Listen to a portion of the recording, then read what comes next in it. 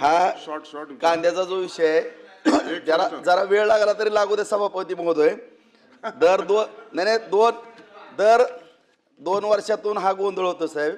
सभापती महोदय, सोलापूर जिल्ह्यामध्ये सोलापूर मार्केट कमिटीला 700 ते 800 मार्केट कमिटीच आहे, त्याच्यामुळे स्पेसिफिक प्रश्न त्याच्यामुळेच माहिती देतो सभापती महोदय. मंत्री महोदय, सोलापूर बाजार समितीला 700 ते 800 ट्रक कांदा त्या ठिकाणी येतो. माझी खाजगी बाजार समिती आहे, सीझनला 250 ते 300 ट्रक त्या ठिकाणी कांदा येतो. आणि धाराशिव जिल्हा, बीड जिल्हा, मराठवाडा, टोटल सोलापूर आणि बार्शी या ठिकाणी कांदा येतो. ह्याच्यामध्ये सभापती महोदय, वेळोवेळी पाशा बहीणला सातत्यानं मी माहिती देण्याचं काम केलं, आपल्याही निदर्शनास आणलं. आपल्या काही उपसचिव सचिवांबरोबर मी मंत्री महोदय चर्चाही केली आहे. ह्याच्यामध्ये अडचणी अशा आहेत मंत्री महोदय, आपण एक बैठक घ्या, त्या बैठकीमध्ये मला जेवढं ह्याच्यामधली माहिती आहे ती मी आपल्याला देतो. कारण सौद्यामध्ये मी 5-5 तास त्या ठिकाणी बाजार समितीमध्ये थांबलेलो आहे.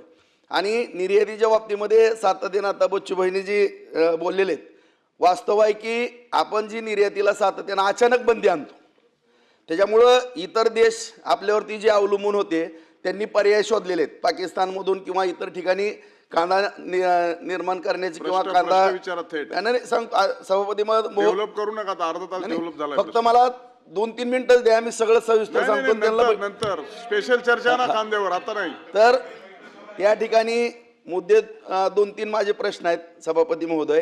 निर्यातीच्या बाबतीमध्ये जे अचानक बंद केली जाते, जर भाव अति वाढले, ठीक आहे, निर्यात बंद करावं लागते, मान्य आहे, परंतु टप्प्याटप्प्यानं 10% अशी बंद करावी. अचानक बंद करू नये. अचानक बंद केल्यामुळं जो कांदा घेणारा वर्ग आपला तोही निराश होतो आणि पर्याय शोधतो. नंबर 1. दुसरा मुद्दा, जे मध्यंतरी शेतकरी बांधवांचं नुकसान झालेलं आहे, त्याच्या बाबतीमध्ये आदरणीय मुख्यमंत्री साहेबांना मीही भेटलेलो आहे, निवेदन दिलेलं आहे.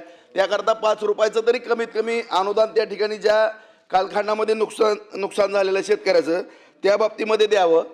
तिसरा मुद्दा आहे की कांदा चाळीच्या बाबतीमध्ये सभापती महोदय, कांदा चाळी येतात तुमच्याही नगर भागामध्ये, तिकडं कांदा नगरला, आमच्या याच्यामध्ये, परंतु टेम्परेचरनं कांदा जो आपला रब्बीचा कांदा येतो तो एप्रिल-मे मध्ये टिकतच नाही. काय जर 42 पर्यंत टेम्परेचर सांगतो.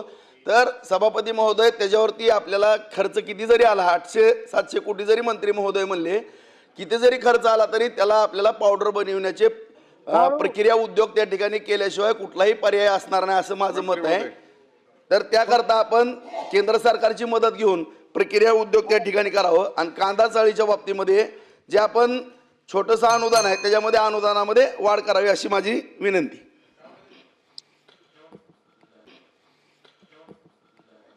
सभापती महोदय, आपले युवा सदस्य राजाभाऊंनी अत्यंत महत्त्वाचे प्रश्न मांडले. राजाभाऊ, पुढच्या काळामध्ये या सगळ्या कांद्याच्या विषय संदर्भात बैठक लावण्यात येईल आणि आपल्याला बोलून आपल्याकडचे जो अनुभव आहे, आपल्याकडची माहिती आहे, ती माहिती घेण्यात येईल.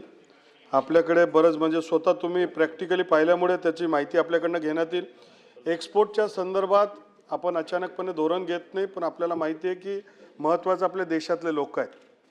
जर देशामधल्या लोकांना 70 आणि 80 रुपये किलोमध्ये कांदा मिळेल अशी कधीतरी 10-20 वर्षामध्ये परिस्थिती होती, त्यावेळेस असे निर्णय घ्यावे लागतात. आणि म्हणून अचानकपणे कुठलाही एक्सपोर्टचं धोरण घेणार नाही. एक्सपोर्टला प्रोत्साहित करण्याचं रोड टेप आपण त्याला 4% वाढवण्यासंदर्भात मुख्यमंत्री महोदयांनी मांडलेलं आहे. जी.व्ही. रामजी या योजनेच्या माध्यमातून कांदा चाळ हे आपण अनुदान देत असतो आणि त्याच्यामध्ये वाढ करण्यासंदर्भात सुद्धा सन्मान्य मंत्री महोदयांशी आपण चर्चा करू.